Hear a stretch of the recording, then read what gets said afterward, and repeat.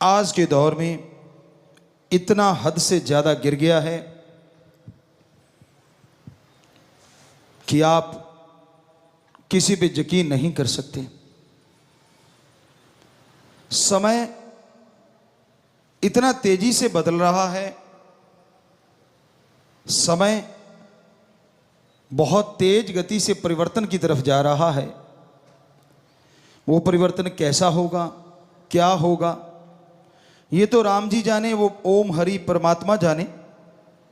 लेकिन जो उसकी निशानियां हैं हमारे पवित्र वेदों में, जो हजारों लाखों करोड़ों साल पहले इस धरती पे आए, लिखे गए, तो वो निशानियां सारी वही होती जा रही हैं जो पहले भी कई बार हो चुका है। कितने बार हुआ होगा, ये विज्ञान में कोई समझ नहीं है, लेकिन धर्म महाविज्ञान है। हमने अपने पवित्र धर्मों में जितने भी पवित्र ग्रंथ है सबको पढ़ा। पवित्र वेदों में पवित्र रामायण है, महाभारत है, और सभी धर्मों के पवित्र ग्रंथ, महापुरुषों के वचन पढ़ के देखे।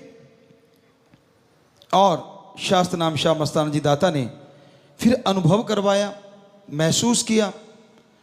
तो आपसे बोला कि वही चीज़ें जो महसूस की आपको बताएंगे। तो आदि काल से इस तरह जब प्रकृति में परिवर्तन आते हैं, आज इस धरती पे आ रहे हैं, आज इस त्रिलोकी में आ रहे हैं, सैकड़ों त्रिलोकियां हैं, और ये परिवर्तन सब जगह आए हैं।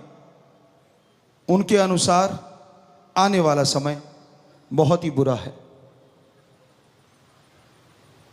हम कोई डराना नहीं चाहते, हमारा कोई इरादा आपको डराने का नहीं है। हमारा कहने का मतलब कि जो दिन गुजर गया शुक्र करो, और आने वाला दिन बुरा होता जा रहा है। यकीन के लायक अगर दृढ़ यकीन करना चाहते हो, दृढ़ विश्वास रखना चाहते हो, तो एक ही है, ओम हरि अल्लाह परमात्मा सतगुरुदाता राम।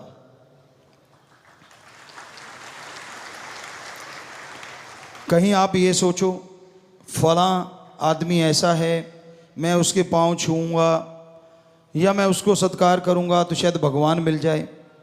जी नहीं, सत्कार करना हमारी सृष्टि में जरूरी है, हमारी संस्कृति में लिखा हुआ है।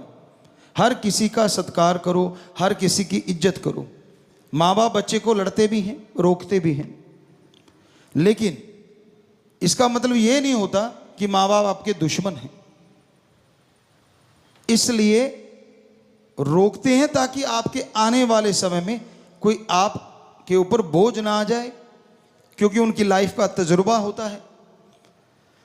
चलो माँ बाप रोकते होंगे, किस तरह से रोकते हैं वो आप लोग जानते हैं, लेकिन संत पीर फकीर जब रोकते हैं उसके पीछे आपकी जिंदगी का बहुत गूढ़ रहस्य छुपा होता है।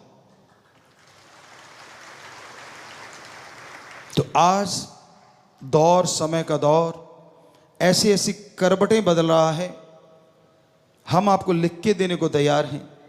यकीन के लायक अगर कोई है तो वो ओम हरि अल्लाह सतगुरु राम है। माना कि कोई भी काम धंधा करते हैं यकीन करना पड़ता है।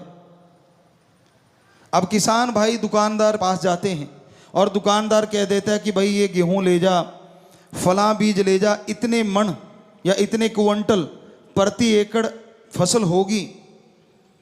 बताइए किसान क्या कर सकता है? वो सूंघ के देख सकता है? जी नहीं।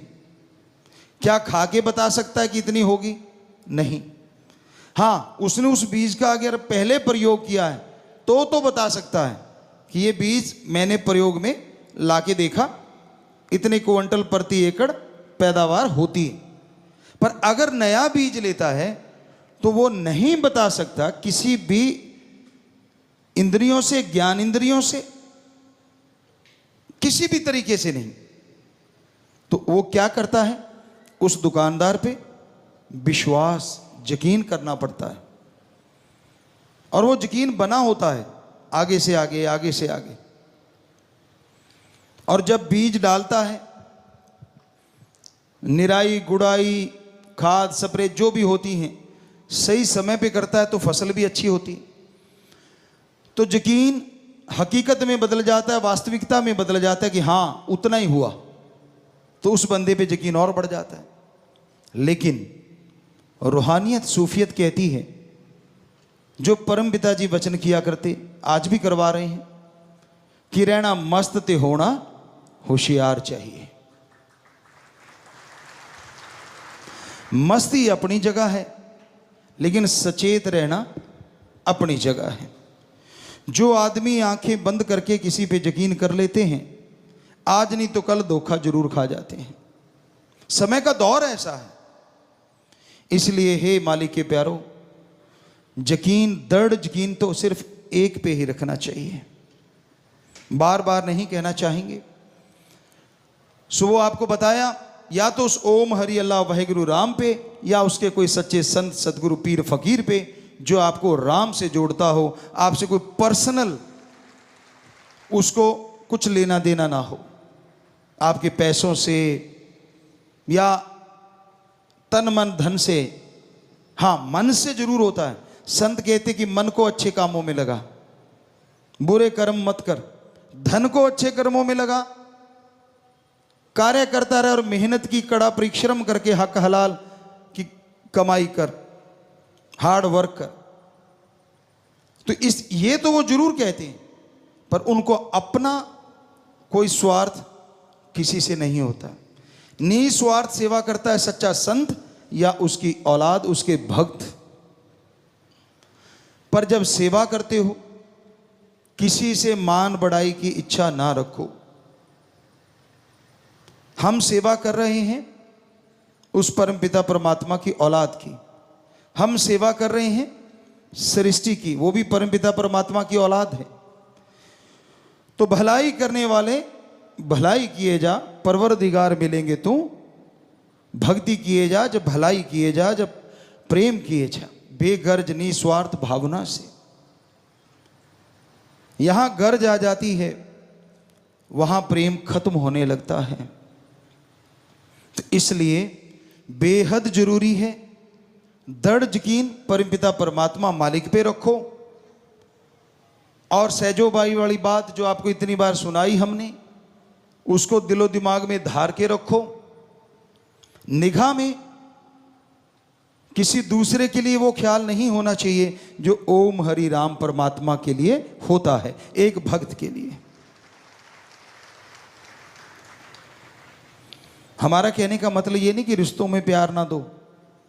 जो रिश्तों में सही है, जायज़ है, वो प्रेम दो।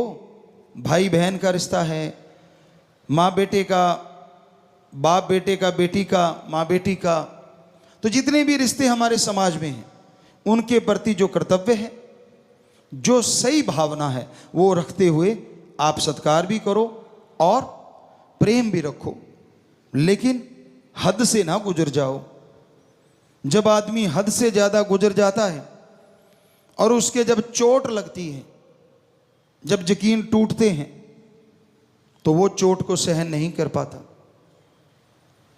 आपने देखा होगा, समाज में देखा होगा, खुद महसूस किया होगा। छोटे से बच्चे को मां पालती है, पहले 9 महीने गर्भ में रखती है, कितनी उम्मीदें, कितना चाव होता है, पर दर्द भी बड़ा होता है। मां सहती भी बहुत है।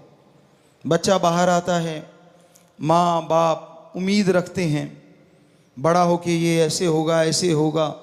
मतलब अपने सुख के लिए कह लीजिए, या यूं कह लीजिए कि हमारी एक संस्कृति है, एक रीत है कि हाँ अब हम संभाल रहे हैं तो बुजुर्ग अवस्था में ये हमारा सहारा बनेगा, सीधी सी बात।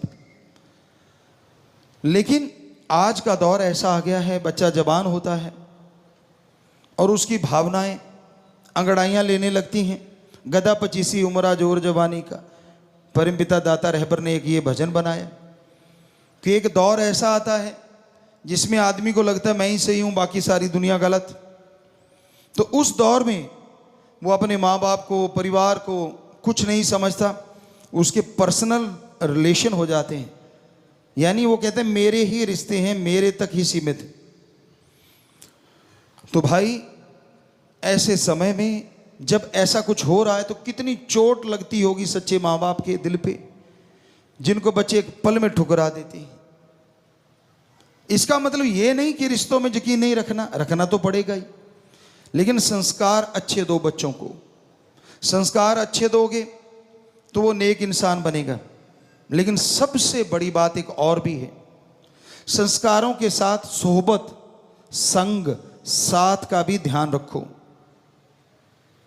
कि आप कैसी सोहबत करते हैं, आपका ध्यान कैसा है।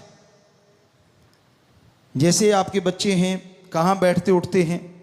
हमने देखा है हीरे को कंकर बनते देर नहीं लगती, अगर वो बहुत हाई टेम्परेचर में रहने लग जाए, और दबे हुए कंकर को हीरे बनते देर नहीं लगती अगर वो जौहरी के हाथ लग जाए।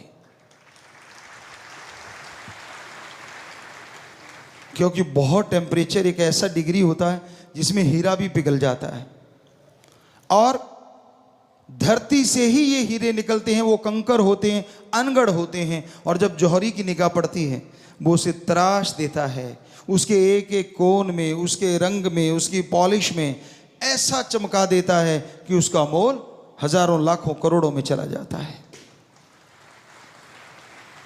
संग का रंग जरूर चढ़ता है। इसलिए बच्चों का ध्यान रखो, वो गलत सोहबत में ना चले जाएं। कितना भी बड़ा भक्त क्यों ना हो और कितना भी आम आदमी क्यों ना हो, इतिहास गवाह है ऐसे ऐसे लोग हुए जो बुरे कर्मों में बेहद मस्त थे, लेकिन किसी संत पीर फकीर की शरण में गए तो वो अव्वल दर्जे के भक्त बन गए, संत बन गए।